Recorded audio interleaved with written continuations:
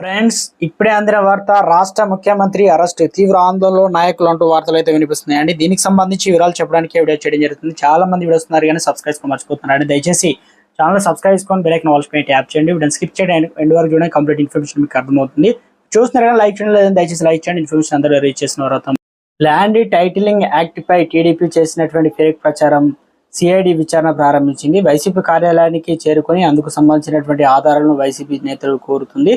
ఎన్నికల కమిషన్ ఆదేశాల మేరకు ఈసీ సిఐడి చంద్రబాబు A1 గా, నారా లోకేష్ A2 గా ఎఫ్ఐఆర్ నమోదు చేసింది. ల్యాండ్ టైటిలింగ్ చట్టంపై IVRS కాల్స్ తో తప్పుడు ప్రచారం చేసినట్లు వైసీపీ ఎన్నికల కమిషన్ ఫిర్యాదు చేసిన సంగతి విదితమే. దీంతో టీడీపీపై చర్యలు తీసుకోవాలని ఈసీ ఆదేశాలు జారీ చేసింది. దీంతో ఎఫ్ఐఆర్ నమోదు చేసి సిఐడి అధికారులు విచారణ ప్రారంభించారు. ఈ కేసులో సిఐడి చంద్రబాబు, లోకేష్ తో పాటు 10 మంది పైన కేసులు నమోదు చేశారు. IVRS కాల్స్ చేసినటువంటి ఏజెన్సీ పైన కేసు నమోదు చేసింది.